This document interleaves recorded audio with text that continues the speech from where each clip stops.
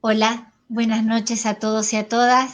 Bueno, realmente es un honor, es una alegría estar en este momento con todos ustedes y todos los que nos acompañan esta noche para presentar nuestra primera publicación. Eh, Quería contarles un poquito antes de comenzar acerca de qué está hecho GEPS, en qué piensa GEPS, cuáles son nuestros objetivos y nuestros horizontes. El Grupo de Estudios Psicológicos y Sociales es una fundación que fue pensada y nació como un espacio de investigación, de estudio, de capacitación, siempre desde el paradigma que vincula lo singular y lo social. Nosotros estamos convencidos de que lo singular y lo social es un par irreductible. Así que desde allí pensamos y desde allí construimos las acciones que llevamos adelante. Por supuesto que nosotros pretendemos, aparte de acompañar, interrogar e incidir en todas las producciones del campo de la salud mental. Desafíos y horizontes de la salud mental en Argentina, pensar lo que se hace y saber lo que se piensa, este librito, ¿sí? Es nuestra primera publicación y nació fruto del compromiso de los colegas y de los amigos, de gente muy generosa que brindó su pensamiento para que esto fuera posible. Enrique Carpintero, Marité Colovini, Enrique Saforcada, Laura Capela, Beto Muñoz, Cristina Extrañero, Cecilia Tosi y quien les habla. Escribimos en esas páginas y ahí plasmamos nuestras ideas acerca de esta premisa, ¿no?, de los desafíos y los horizontes de la salud mental. Lo que tratábamos era más o menos de instalar interrogantes que rompan o que interroguen, que deconstruyan básicamente los sentidos comunes y ayuden a ampliar una mirada acerca del padecimiento psíquico y los malestares actuales. Antes de seguir, quiero invitar a nuestros amigos y a ustedes que están acompañándonos en este momento a ver un pequeño videíto a modo de presentación de nuestra publicación. Vamos con el videíto.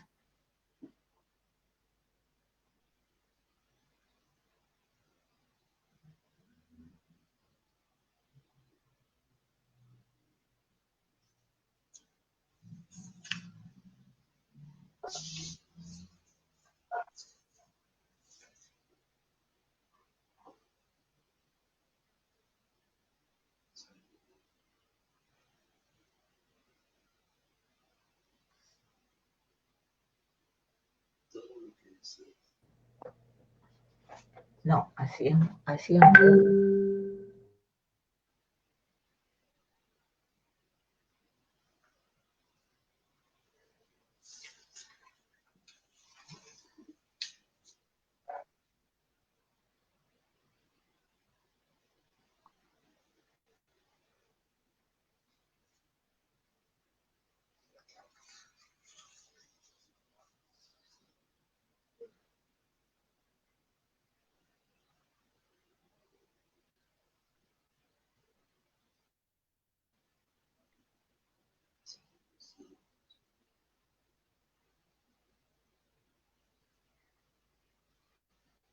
Bueno,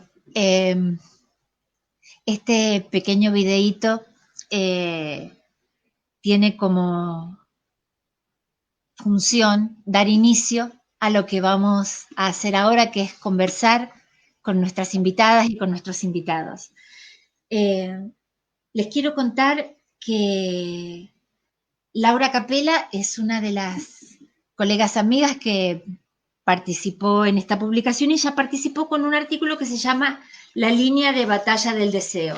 Les cuento, Laura es voy a leer un poquito, ¿no es cierto? Laura es psicoanalista, creadora del Foro en Defensa de los Derechos Humanos del Colegio de Psicólogos de la provincia de Santa Fe, segunda circunscripción. Pero yo les quiero contar que sobre todo ella es la creadora y la impulsora de un espacio que fue innovador, que es el ciclo del derecho y del revés del psicoanálisis. Es una experiencia tan innovadora que hoy, cuando nosotros queremos pensar los derechos humanos, lo tenemos que tener como referencia a ese espacio. Bueno, desde Rosario, Laura, allí estás, nos habla y bueno, estamos acá para escucharte.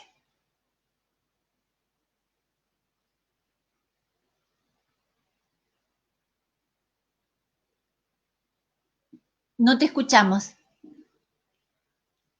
No te escuchamos. ¿Podemos ver qué pasa?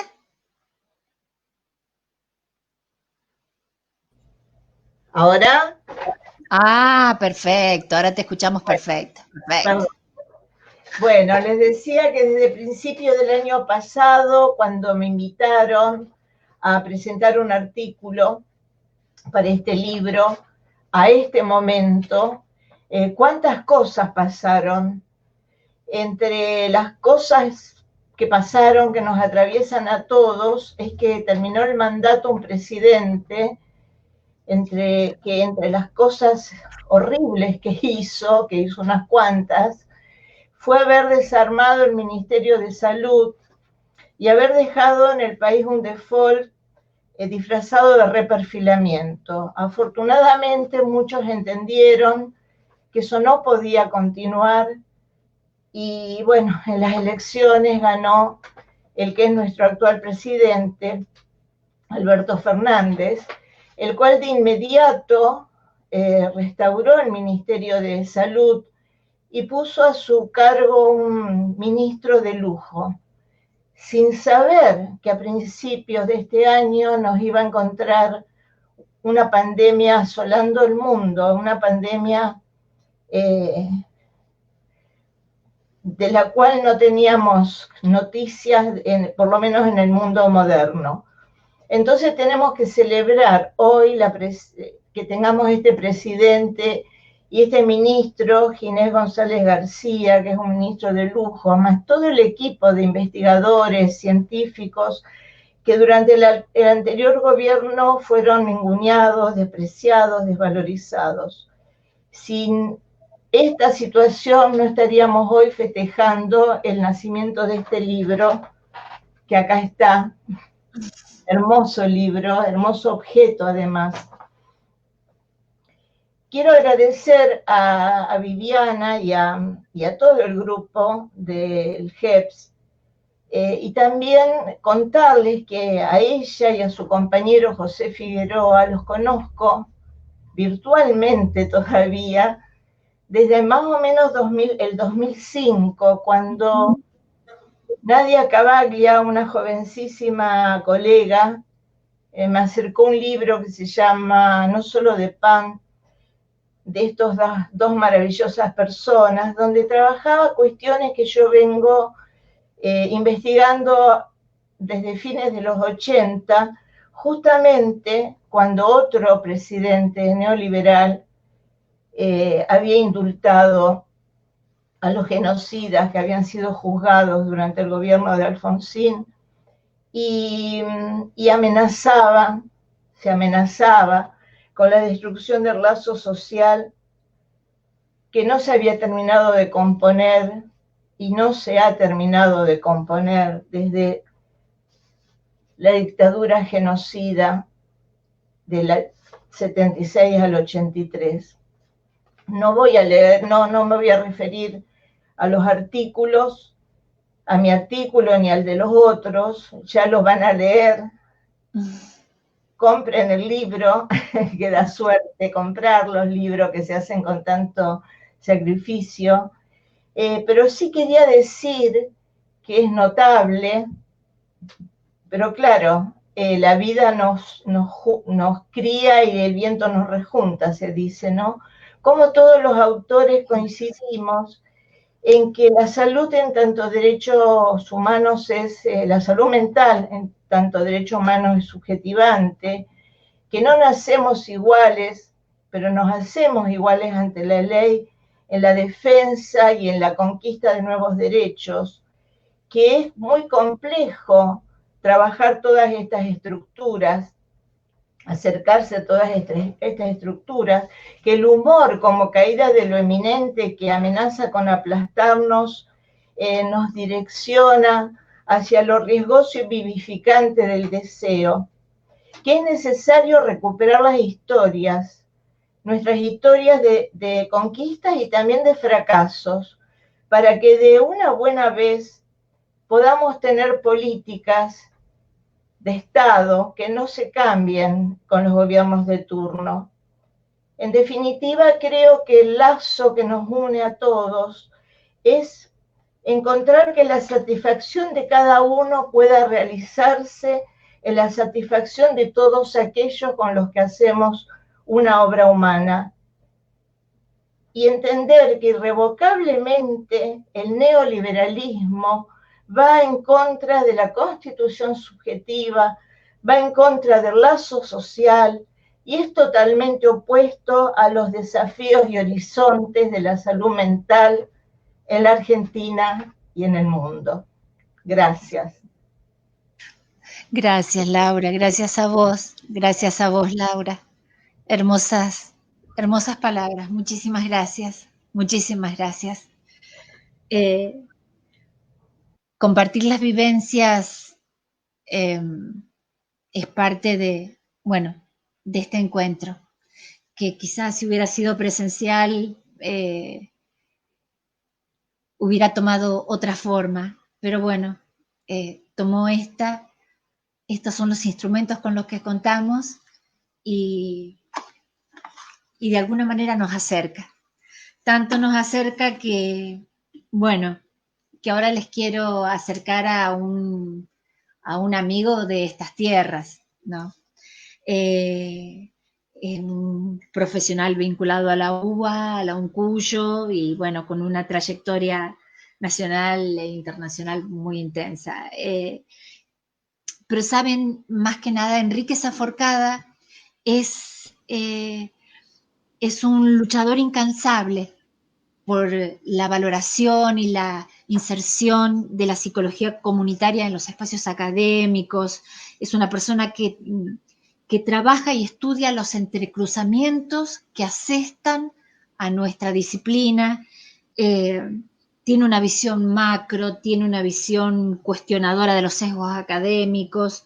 Es una persona muy incisiva y bueno, y él también, Enrique, gracias por habernos acompañado con tu artículo. El artículo de Enrique se llama Psicología en Argentina, distorsiones, potencialidades y un futuro incierto.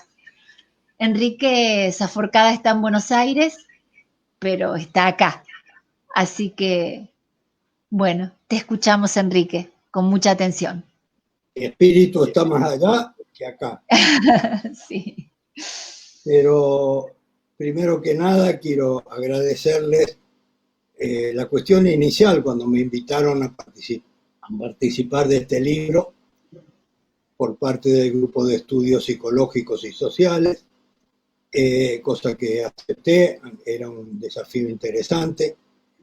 Y cuando ya me puse a escribir, bueno, entré por la vía de reflexión por la que siempre me estoy moviendo, que es ver mi disciplina, la psicología, en toda su potencialidad, cómo lograr que esté presente acá en Argentina, donde yo considero que no ha sido desarrollada en esa amplitud de marcos teóricos, de campos de aplicación, de una serie de cuestiones que la psicología en el mundo ha dado pruebas que tiene una gran potencialidad para intervenir en beneficio. También la tiene para intervenir en el daño y en el maleficio, pero lógicamente la ciencia no es ni buena ni mala.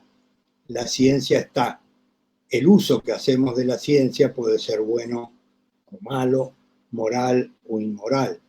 Entonces, yo creo que el desarrollo de esta disciplina en toda su amplitud tiene un potencial enorme para intervenir en beneficio de múltiples aspectos de la humanidad y de nuestro país y de su desarrollo nacional integral. Es por esa razón que escribí lo que escribí para este libro, en que justamente Beto Muñoz menciona en el último artículo del libro esta cuestión de cuando se arma la ecuación de salud y derechos humanos. Esa es una de las cuestiones que me impulsó a escribir lo que he escrito, buscando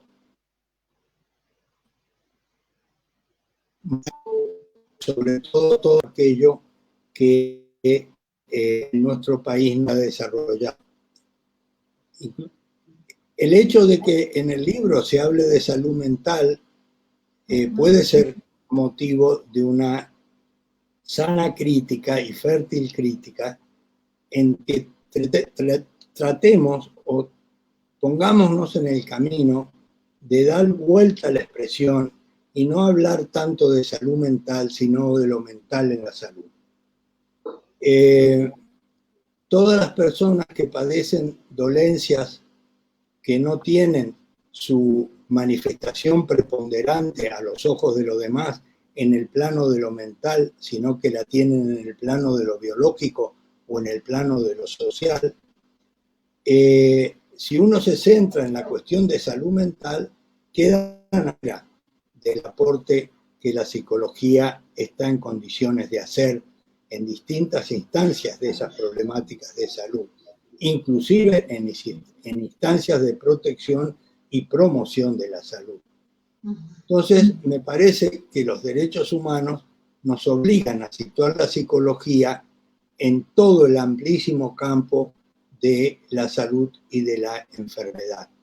Si no, le restamos a los pacientes con problemas cardiológicos, gastrointestinales, respiratorios, etcétera, etcétera, pacientes crónicos, etcétera, le estamos restando el aporte que la psicología hace a esos campos de problemática humana, favoreciendo tanto el buen diagnóstico como también la buena resolución del problema o la evitación del problema, y también el acompañamiento con una mejor calidad brindando la posibilidad de una mejor calidad de vida a aquellas personas que hacen enfermedades que se transforman en crónicos.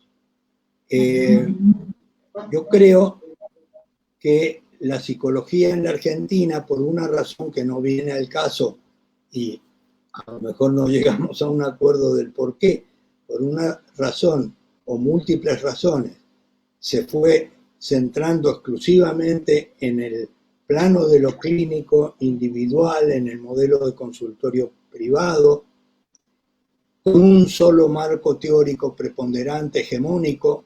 Muy tardíamente se empezaron a abrir otros campos, otros marcos teóricos para el desarrollo de esos enfoques clínicos, pero debe sobrepasar esos límites y poner arriba de la mesa, a disposición de la sociedad y de todos los profesionales de las ciencias de la salud y de las instituciones que se ocupan de la salud y la enfermedad, poner a disposición los múltiples recursos y marcos teóricos que la psicología tiene.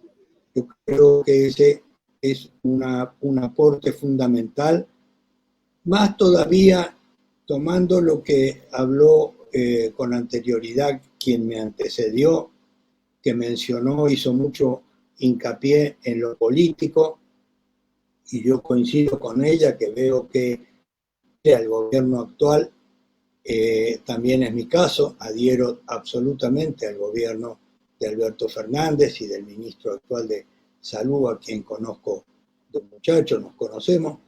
Creo que debemos lograr que la psicología aporte en plenitud al desarrollo nacional integral. Desarrollo nacional integral que obliga al desarrollo integral, al desarrollo humano integral. No solo económico, sino fundamentalmente las otras cosas que son más importantes para el ser humano que la economía y para el bienestar y la calidad de vida.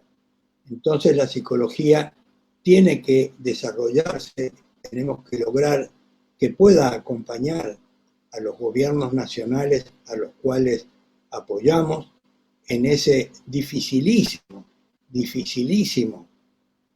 afrontamiento de poner a la Argentina en el camino de un desarrollo nacional integral. Hace falta que la psicología brinde, por ejemplo, un campo en donde la psicología argentina no ha entrado prácticamente jamás, más allá de un pequeño grupito en Córdoba que se ocupa del tema. No puede ser que la psicología quede por fuera del campo de lo económico.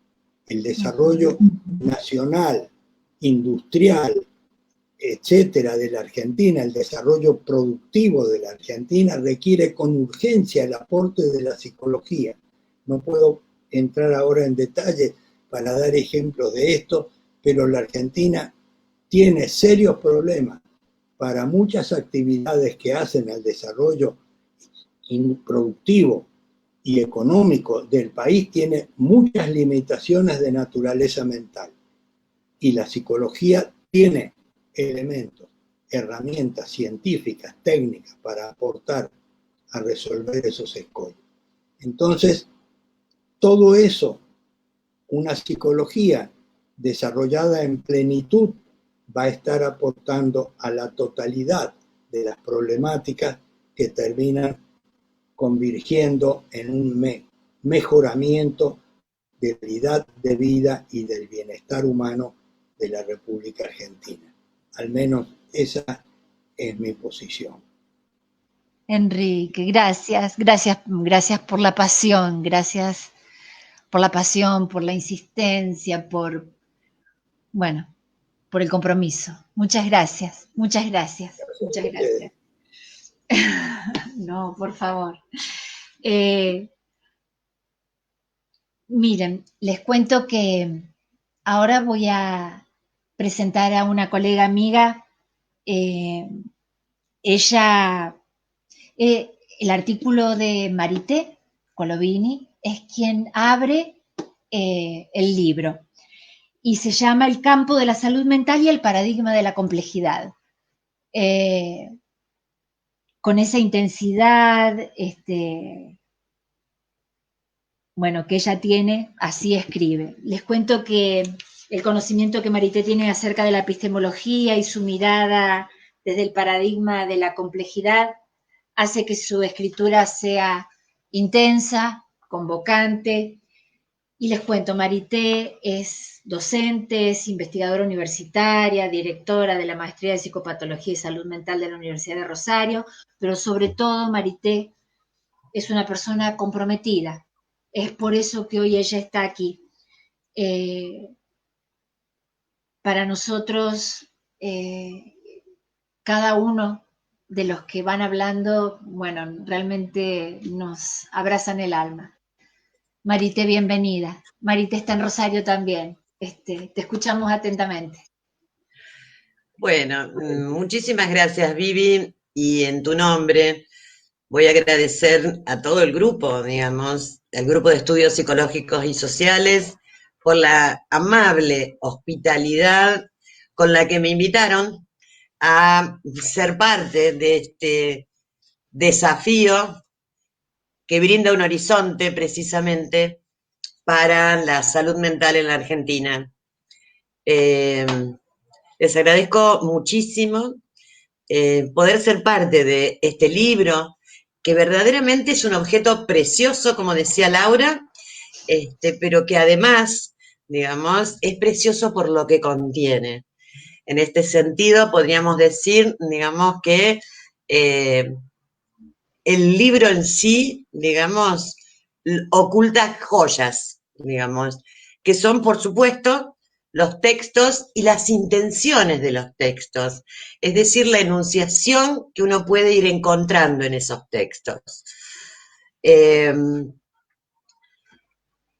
La verdad que estamos en un momento, digamos, muy complejo, en un momento, digamos, en el mundo, digamos, muy, muy complejo, y a veces pensar la actualidad en presente, digamos, puede ser un terreno riesgoso, pero me parece que conviene tomar ese riesgo, digamos, para poder estar a la altura de lo que la época nos demanda.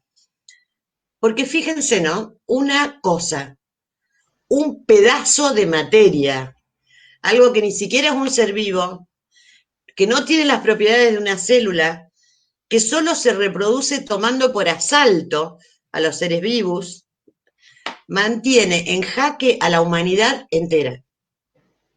Esto es algo absolutamente inédito, porque bueno, digamos, nadie de nosotros, de los contemporáneos, puede dar fe de haber vivido las grandes pandemias que asolaron la humanidad, digamos.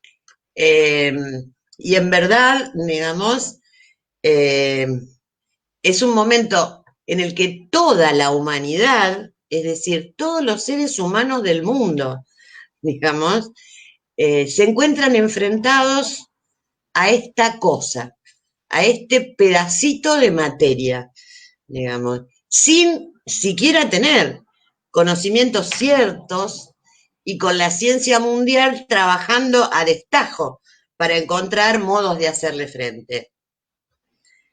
Esta cosa que está matando a los humanos a lo largo y a lo ancho del mundo, digamos, para esta cosa la única manera por el momento, aunque hay algunos anuncios esperanzadores de la vacuna, pero la única manera que tenemos de protegernos es el aislamiento. Ahora, qué herida narcisista para toda la humanidad. Qué gran herida. Verdaderamente, digamos, es este carácter de herida el que puede explicar el inmenso dolor y las defensas. Las defensas como la desestimación, la negación, la ira, la frustración, en tanto lo que estamos atravesando verdaderamente es una experiencia del límite, ¿no? Con una gran paradoja. Yo le escuchaba a Viviana respecto a esta insistencia, digamos, de poder situar lo singular y lo social no en un enfrentamiento binario. Y creo que lo que está pasando, digamos, nos muestra, digamos, precisamente cómo nos hemos podido movilizar quedándonos en casa. Además, digamos, también hay otra paradoja, que es que cuidarnos y cuidar al otro, cuidarnos como comunidad, es no estar en contacto físico prácticamente con nadie, digamos, ¿no? Me parece que esto muestra claramente, digamos, que no hay posibilidad de poner en enfrentamiento lo singular y lo social. Que aquí nos damos cuenta de que lo singular, digamos, de cada uno se entremezcla con lo común, precisamente, en la ética del cuidado. Ética que, por otro lado, digamos, desde los años 90, se ha definido como perteneciente justamente al mundo femenino, pero ética que se ha impuesto porque tenemos un presidente que nos cuida y nos alienta a cuidarnos, y además, digamos, porque se impone como evidencia que no hay salvación individual en esta pandemia. Y entonces, la responsabilidad de cada uno hace justamente a lo común del cuidarnos. Creo que estos son tiempos verdaderamente en los que tenemos que poder deconstruir muchos preceptos, muchos prejuicios, para no errar como algunos filósofos que salieron muy rápidamente queriendo hacer encajar lo que pasaba dentro de sus teorías. Y por otro lado, digamos, si hay un tema que insiste, y que es el tema de las libertades, a ese tema hay que oponerle, digamos, otro que es mucho más abarcativo, el de los derechos humanos. Mi trabajo, digamos, habitualmente es el de practicar el psicoanálisis. Pero entiendo claramente, digamos, que si bien Lacan habla de un sujeto, efecto, del discurso, este no es el mismo sujeto que el sujeto de los derechos humanos, pero que el mismo Lacan, precisamente, digamos, no los opone ni los excluye, digamos. Es decir, cada ciudadano está regido por una ley jurídica que es un para todos, y si bien en el seno de la situación analítica importa el uno por uno, digamos, es necesario, digamos, que podamos pensarnos como ciudadanos y sujetos del inconsciente, ciudadanos sujetos de derecho y ciudadanos sujetos del inconsciente.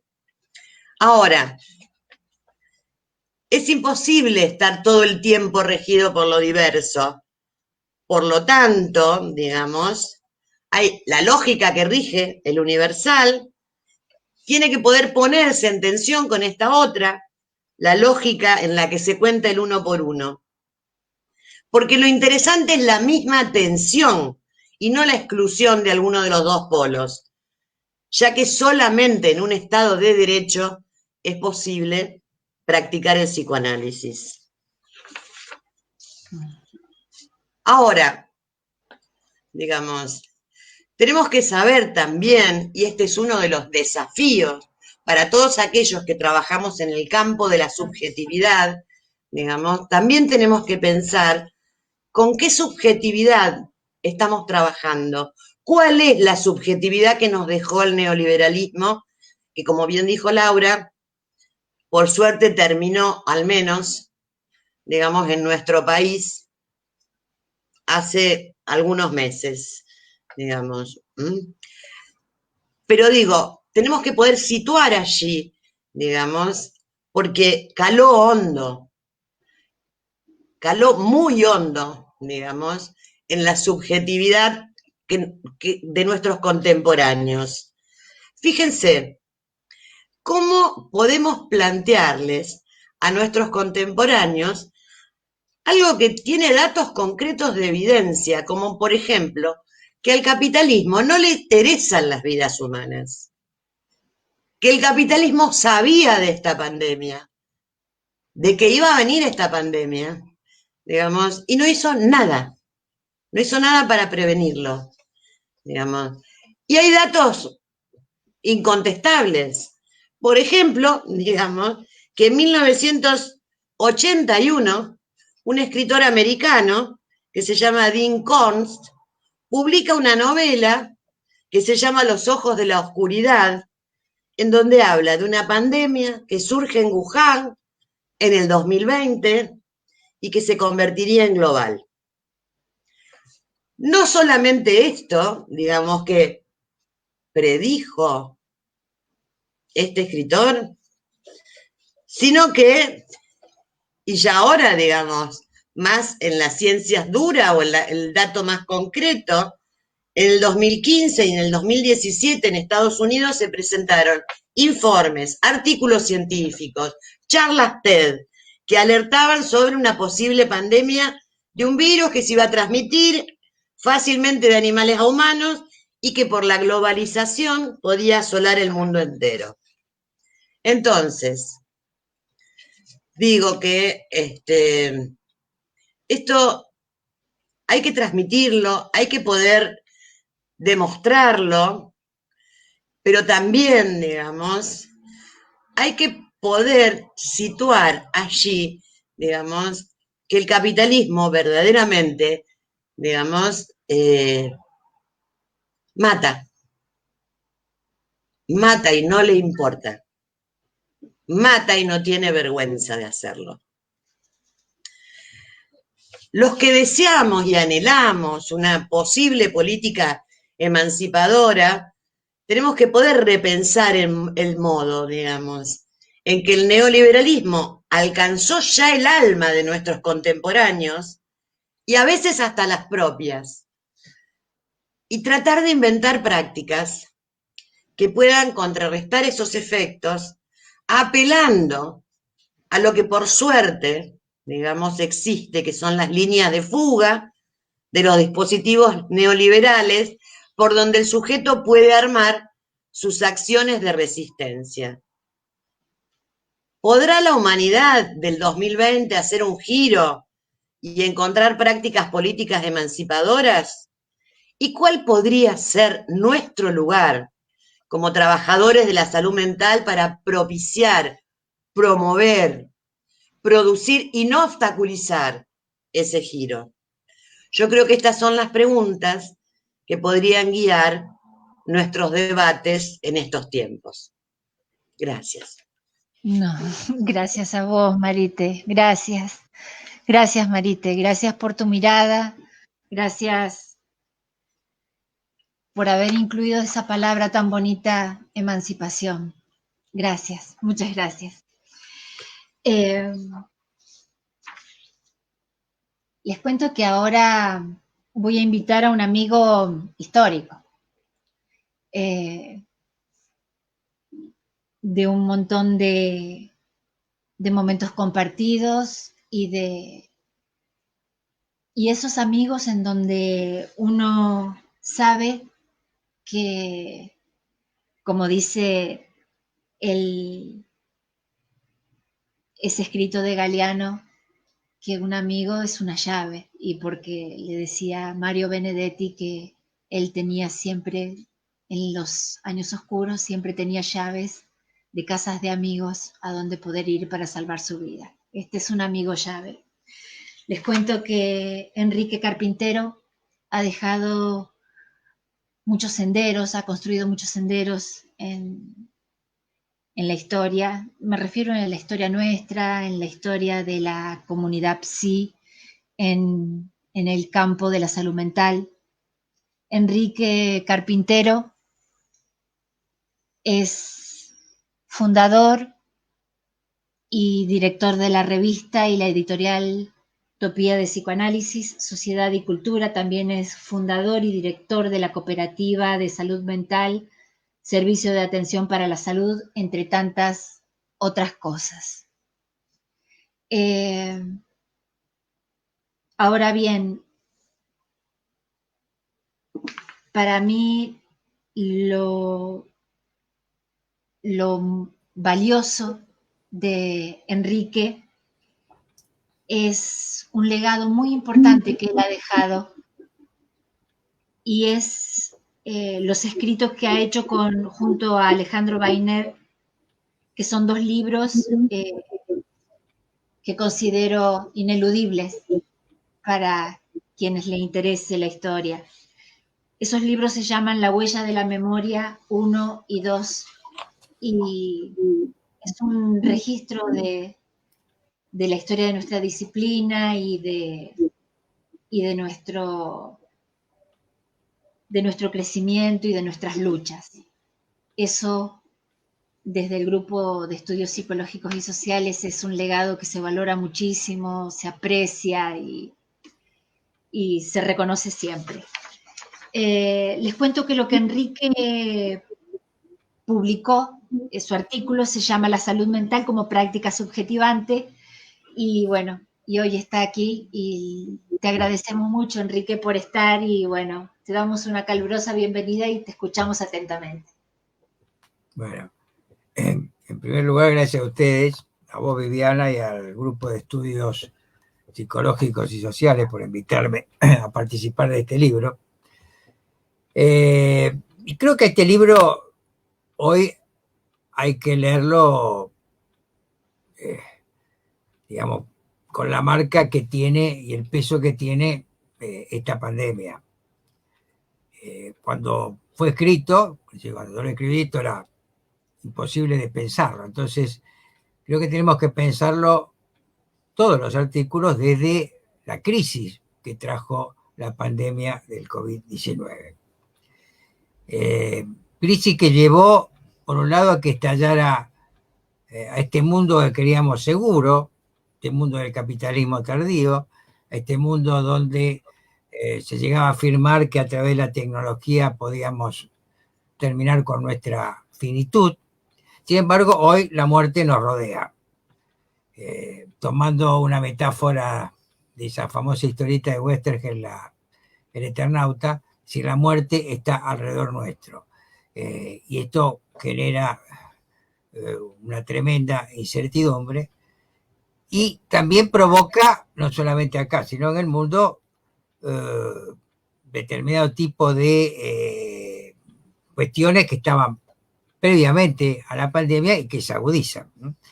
Ya que es como si la humanidad, por un lado, retrocede a otras épocas.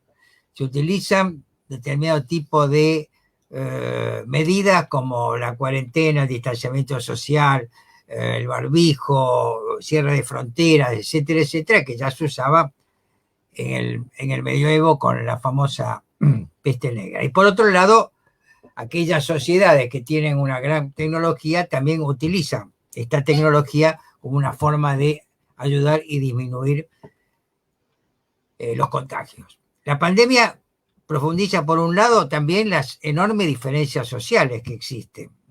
Los sectores vulnerables se encuentran con inequidades estructurales, las malas condiciones de vida y las dificultades de acceso a la salud repercuten en el peligro del incremento del COVID, porque el virus no es democrático. Si bien nos puede atacar a cualquiera de nosotros, si uno mira las estadísticas, el virus va a aquellas poblaciones que tienen mayor vulnerabilidad social y mayor vulnerabilidad inclusive psicofísica. Hay personas que están mal alimentadas, hay personas que vienen ya de generaciones de familias mal alimentadas, con lo cual disminuye obviamente su sistema inmunológico, lo cual facilita que el virus los ataque. Pero por otro lado, aquellos que venimos desde el inicio, de hace tiempo, peleando por la ley de salud mental, peleando por una salud mental igualitaria, peleando por una salud mental interdisciplinaria, intersectorial, nos damos cuenta cómo esto en todo este tiempo, más de 12, 14 años, no se ha hecho, se ha hecho en forma parcial. Esto es muy claro. La privatización de la salud muestra hoy un límite en relación a la salud pública que trae en cuestionamiento o en cuestión, es decir, este papel del Estado y este papel de que tenemos como profesionales en relación al campo de la salud mental. En esta perspectiva, para simplificar, encontramos diferentes posiciones políticas en relación a la pandemia. Por un lado tenemos aquellos que se definen claramente como anticuarentena, a la cual no podemos dejar de mencionar a el decano de la Facultad de Psicología acá de la Universidad de Buenos Aires, Jorge Biglieri, que emparenta la cuarentena con la infectadura. Biglieri dice que hay que apelar a la responsabilidad individual, dejando de lado la responsabilidad sanitaria del Estado. Además, Biglieri, tomando los datos del equipo de investigación de la Facultad de Psicología de acá de la UBA, con la cual nos encontramos como a partir de la pandemia y de la cuarentena, está bien fallido, parentena, en la cuarentena porque están emparentadas. No se puede pensar la cuarentena sin la pandemia, es una parentena. Bien. Esto lleva a diferentes patologías, ansiedad, depresión, crisis en los vínculos familiares, aumento de la violencia y también deviene en una cuestión de situaciones sociales y económicas que están girados a la cuarentena. Sabemos que estos sectores lo único que les interesa es el desarrollo económico para un sector social y por lo tanto pretenden que dejar de lado la cuarentena sería algo beneficioso obviamente para ellos. Por otro lado, ojo, también nos encontramos, yo no diría todos, pero sí sectores de, digamos, del gobierno, sectores K, que son negacionistas y dicen que lo que angustia es la pandemia, pero no la cuarentena. Un absurdo total, tratando de defender la cuarentena como si la cuestión estuviera solamente, por eso hablé de la pandemia, estuviera solo en la pandemia y no también en la cuarentena.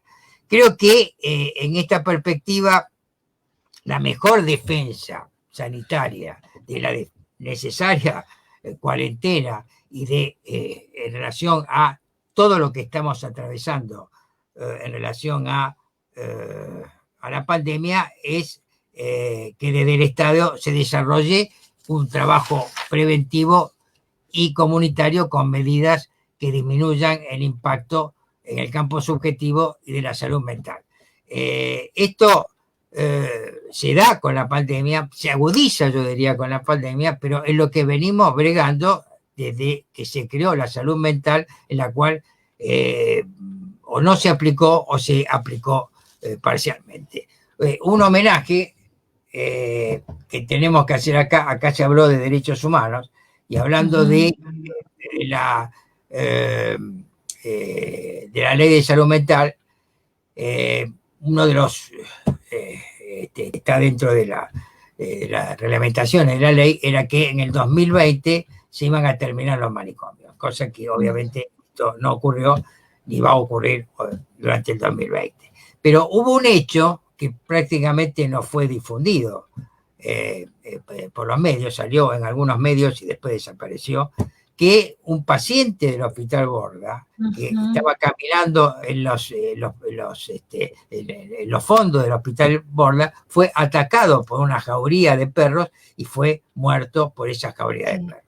Creo que esto que no se conoce y este hecho, ¿no? Este tremendo hecho, ¿no? Que no ha sido realmente prácticamente difundido y que obviamente nos llevó a que el director de salud mental le pida la renuncia al director del manicomio Borda, no, nada de esto. Es decir, creo que esto tenemos que dedicarlo como un homenaje necesario y como una defensa de la ley de salud mental, donde pone el eje en lo interdisciplinario, en lo intersectorial, y una defensa de aquella biologización, es decir, del deseo, ¿no? Porque cuando hablamos de salud mental, estamos hablando de un campo, no estamos hablando de un concepto que ya a esta altura el partido estuvo muy cuestionado en los 60, 70, es decir, si no estamos hablando de un campo, que es un campo interdisciplinario y un campo intersectorial.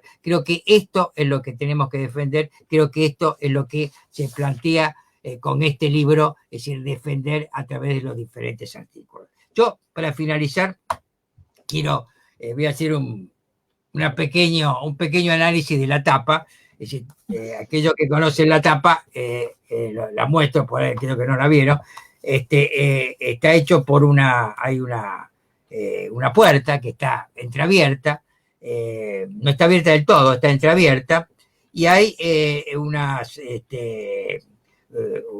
como un enramado que se posa sobre las paredes, ¿no? Creo que ambas cuestiones están muy ligadas a este libro, porque por lo menos este libro intenta como abrir una puerta para que, es decir, esta vida que aparece en esta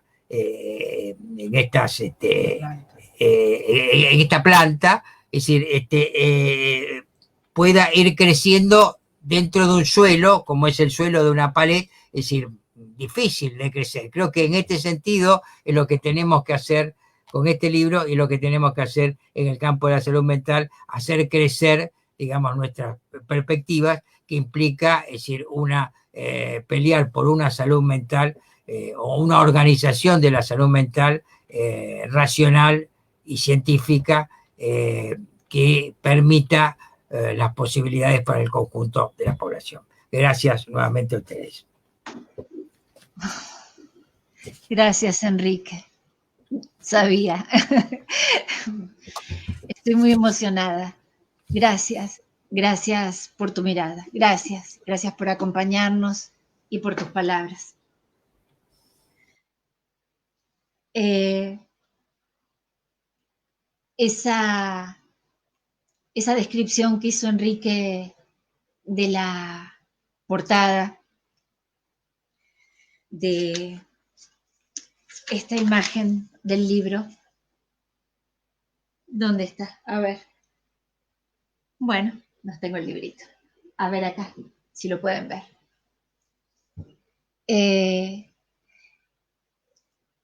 Tiene una historia y tiene personas detrás. Una de esas personas está hoy con nosotros y es la persona que se tomó el trabajo de honrarnos con las palabras de la contratapa, que se preocupó por cada detalle de la edición de este libro, que nos presentó a Rocío Buti, que es la joven y talentosísima diseñadora responsable de esta bellísima tapa que ustedes ven y de los detalles minuciosos de la edición. También fue quien se tomó el trabajo de leer, de inscribir nuestro libro, de disponer sus mejores talentos para que esta publicación viera la luz. Jorge Curcio es el director de la editorial La Docta Ignorancia y, como no podía ser de otro modo, así como nos acompañó siempre en todo este camino, también lo hace hoy. Gracias, querido Jorge, por estar acá con nosotros y, bueno, te escuchamos. Hola, hola, ¿qué tal? ¿Cómo les va? Bueno, para mí es un honor y una alegría que Viviana me haya convocado para la presentación. No suele pasar que ocupe el lugar de la edición siempre. En mi caso ni siquiera me gusta en las presentaciones estar en la primera fila, sino que me gusta perderme entre el público. Un poco voy a hablar de la historia a través de un amigo de años, Jorge Garaventa, me comenta la intención que tenían. Bueno, nos juntamos con Beto y creo que fueron 10, 15 minutos y a mí me dio como que, bueno, como pasa con cualquier proyecto que se trata, ¿no? O que se trae. Bueno, vemos, avancemos. Y en el medio me da el teléfono de Viviana y me dice, ella sabe de ediciones, ¿no? Primer punto a favor para mí, ¿no? Porque es muy complejo hacer un libro con alguien que por ahí no tiene algún conocimiento, y sobre todo en este tipo de libros que reúne diversos autores, aunque estos autores tengan una cierta, digamos, línea ideológica, no me gusta la palabra línea, pero bueno, un cierto apego a un tipo de pensamiento. Y para mí no, fue una sorpresa, pero también una tranquilidad. Primero encontrarme a alguien como Viviana que sabía de qué hablaba cuando hacía un libro. Y yo le dije a Rocío, mira, te vas a encontrar con una persona que habla tu mismo idioma, ¿no? No es un tema menor. Después, cuando fui acercándome al libro, lo que descubrí que era un ejercicio de pensamiento. Y bueno, Deleuze decía, ¿no? Pensar es resistir. Y en su libro sobre Proust, allá al principio de su pensamiento, decía, pensar es una fuerza. Y de esto se trata, ¿no? Y esta es la incomodidad de la psicología, piensa, ¿no? Piensa a un otro, y pensando al otro, es mi opinión personal, también piensa al poder. Y el poder, cuando lo piensan, se molesta, se irrita, ¿no? le agarra como una especie de urticaria. Y yo creo que este libro que aparece, si bien no pasaba todo esto, no teníamos pandemia por delante, en el medio la decisión fue seguimos adelante a pesar de, ¿no? Y lo sacamos adelante a pesar de la pandemia, ¿no? Entonces, aguantándonos la cuarentena, consultándonos, negándonos la posibilidad de ver papel, ¿no? Y bueno, y salió muy bien, pienso no solo por el contenido, sino porque supimos adaptarnos al momento, ¿no? Y lo vuelvo a repetir, para mí es una gran alegría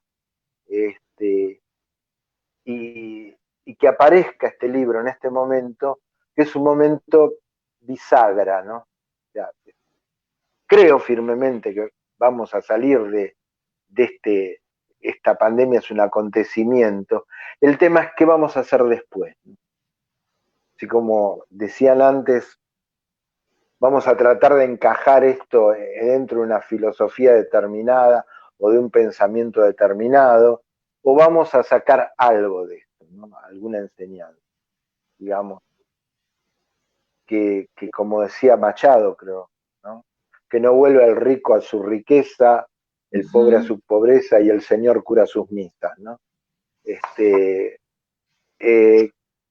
Que podamos extraer de esta tragedia herramientas como para enfrentar el mundo que se viene, ¿no? Bueno, más o menos esto es lo que me produjo el hacer este libro a mí, ¿no? En lo personal, y la alegría que me da que les guste el diseño, que les guste la medida, que les guste la tapa, porque también nosotros ahí estamos expectantes, ¿no? Che, gustará, no gustará, ¿no? Es un tema que siempre nos tiene ahí. Bueno, una vez más les agradezco y bueno, espero que en el futuro nos volvamos a encontrar. Muchísimas gracias. Gracias a vos, Jorge.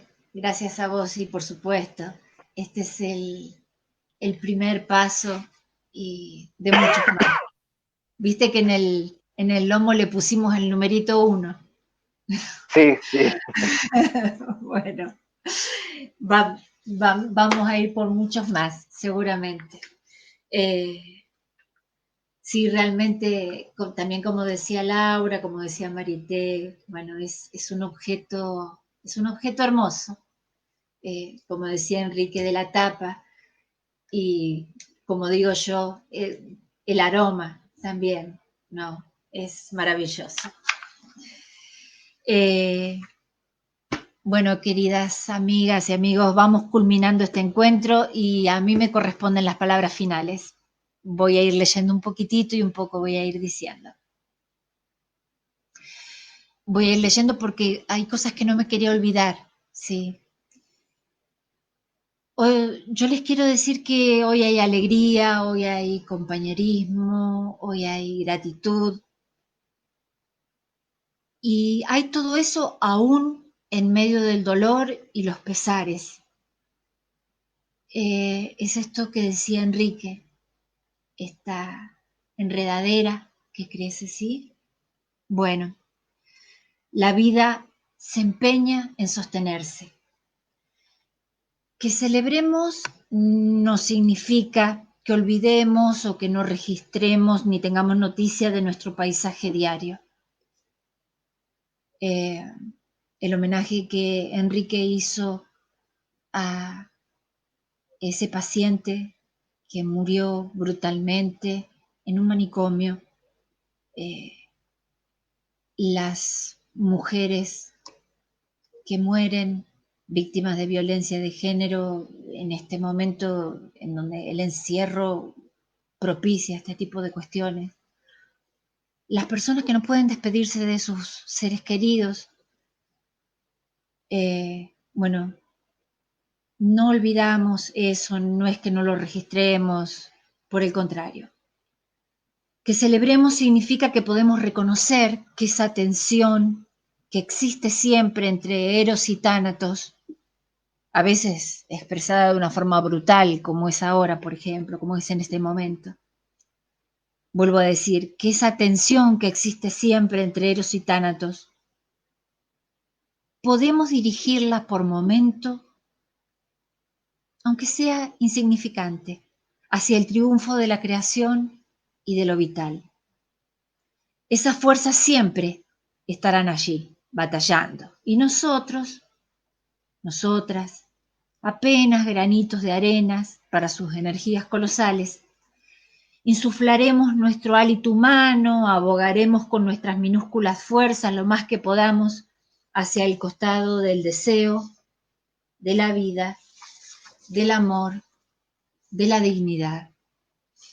Quiero agradecer a todos los expositores que con su presencia nos honran, nos hacen sentir súper orgullosos. También quiero agradecer expresamente a Marcela Catania porque ella dispuso generosa y desinteresadamente todo su conocimiento para que esta transmisión sea posible. Marcela está detrás de todo esto, haciéndonos ver y escuchar. Quiero agradecer a los integrantes y las integrantes del equipo de GEPS, quienes soñamos juntos todos los días esta hermosa aventura de dejar huella, a Miguel a Mauricio Fracapani, quien trabaja incansablemente y prolijamente para que nuestra fundación pueda realizar cada una de las tareas que se propone, a Cristina Extrañero, Cecilia Tosi y Beto Muñoz, que han escrito y han militado cada instante de este libro y se apasionan con cada actividad que llevamos adelante, a nuestros amores y a nuestros amigos y a nuestras amigas, que seríamos nosotros sin ellos, porque abrazan, porque sostienen, porque acompañan, y a cada uno de ustedes que nos están mirando y que se dieron algo invaluable, que es su tiempo. Vinieron a este espacio virtual, nos hicieron compañía y se alegraron junto a nosotros. Es por eso que quiero proponerles un brindis, y este brindis dice así: por las pasiones que nos unen, por las luchas que nos reúnen, también por este pequeño retazo de vida que es esta publicación, y porque conservemos la valentía de aventurarnos a estar juntos. Salud, amigas y amigos. Muchísimas gracias por todo este tiempo juntos. Muchas gracias. Salud. Gracias. Salud. Gracias a ustedes.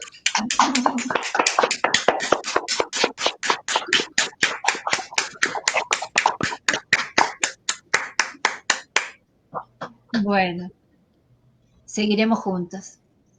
Sí, seguro. Nos vemos. Nos vemos. Gracias. Chao. Nos vemos. Chao, chao. Chao. Adiós. Chao, chao a todos. Chao.